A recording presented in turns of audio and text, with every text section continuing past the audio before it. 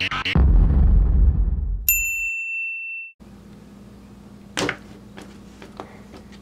this is the Axial SCX10 2012 Jeep Wrangler Unlimited Rubicon. This is my second SCX10 kit. This is pretty much just like the first one. I have a dingo as well. Pretty standard.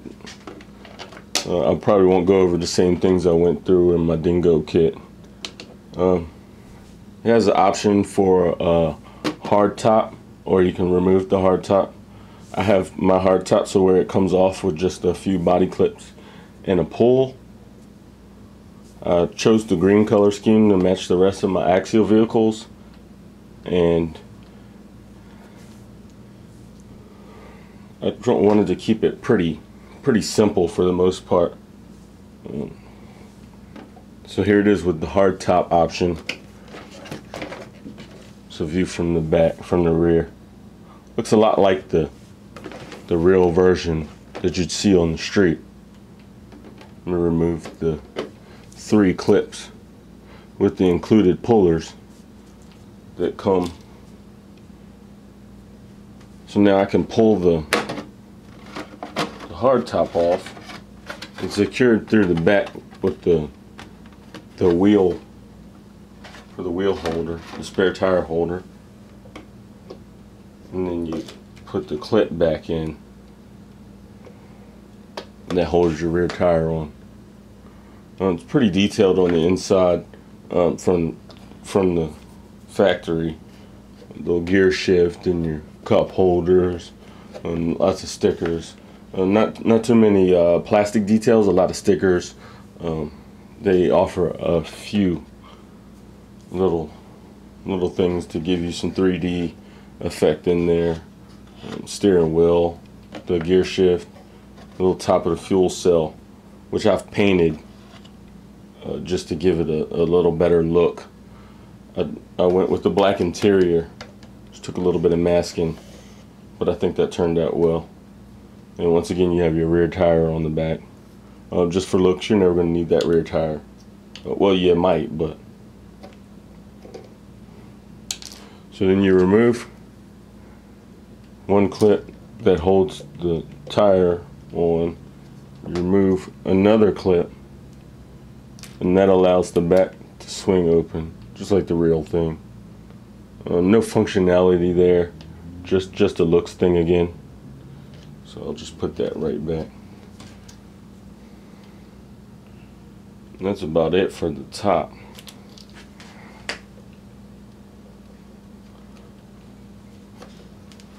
That clip probably will never come off again.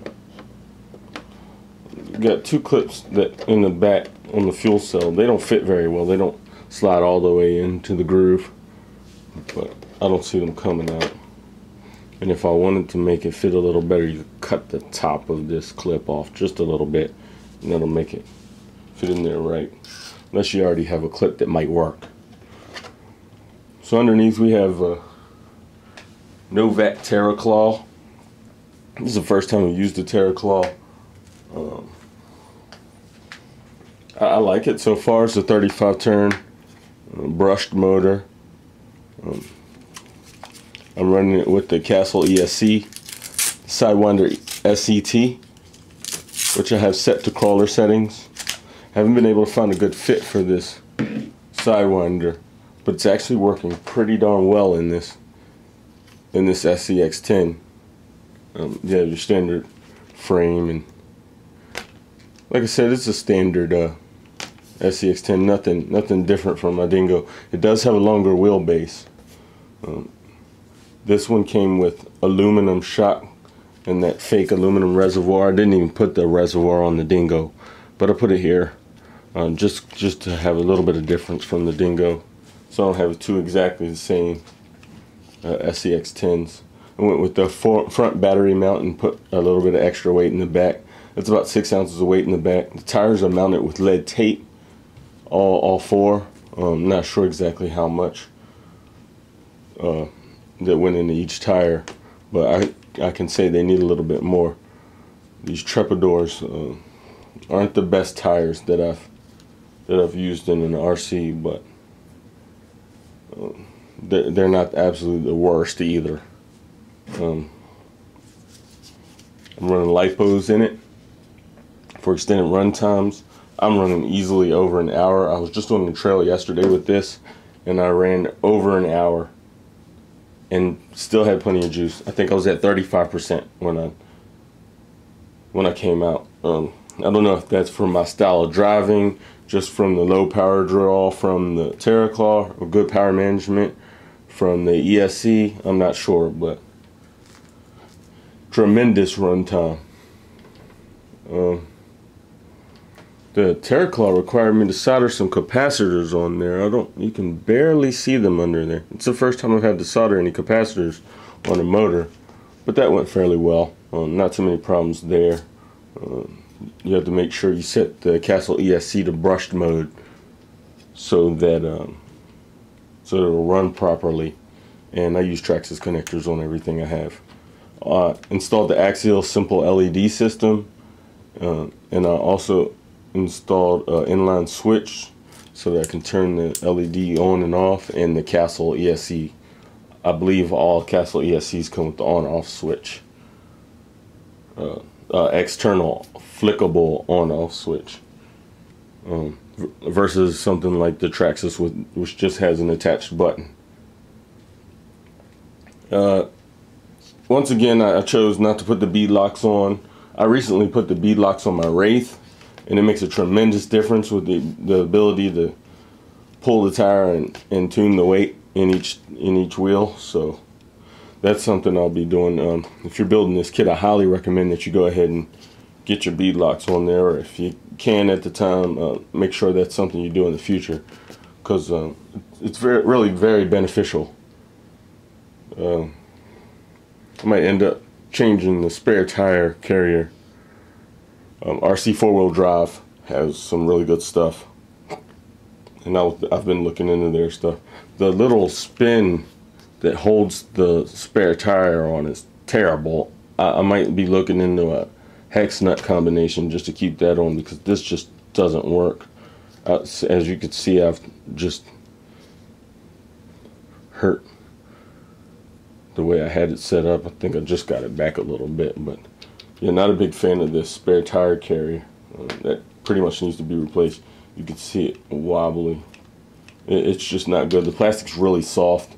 It seemed like in the kit there was all the standard SCX10 stuff, and then there was some stuff to make the Jeep kit. It's like they added a few extra parts trees in order to make the SCX10 kit a Jeep kit. So, and I think they used cheaper, or I don't want to say cheaper, but it's definitely softer plastic. That's the front bumper, the rear bumper. It's also the same plastic they use on the little puller attachments for the body clips. A few other places they use the same plastic. I believe these body posts are the same plastic. Just really soft, giving plastic.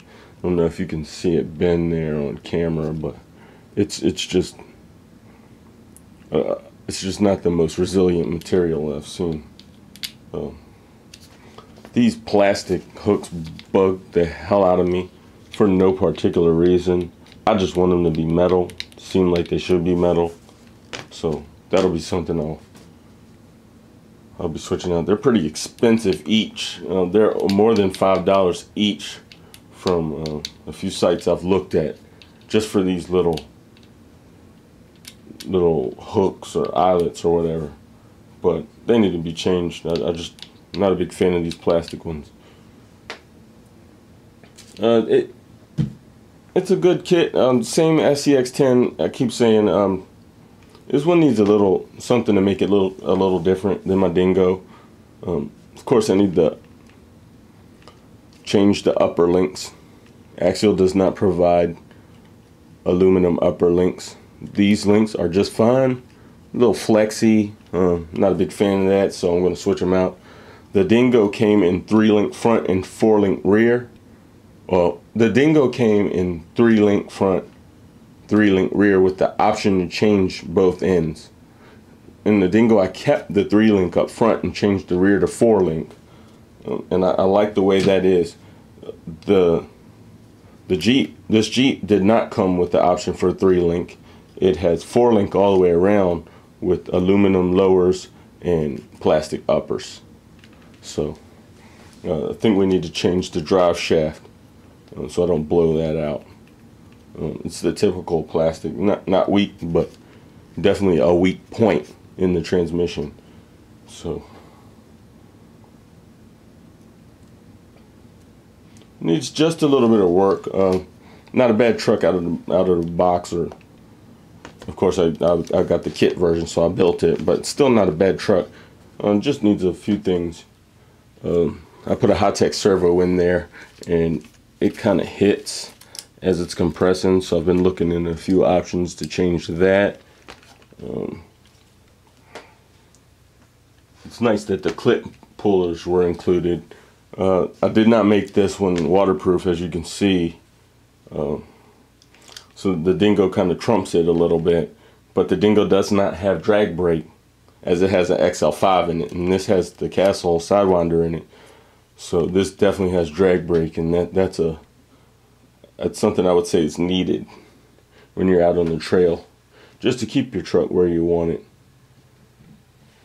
And I have to say, that's about it. I love this truck. I like the look. I actually like the look a little better than the look of the Dingo. It's not so boxy. Has a little sporty look to it. I like it with and without the hard top.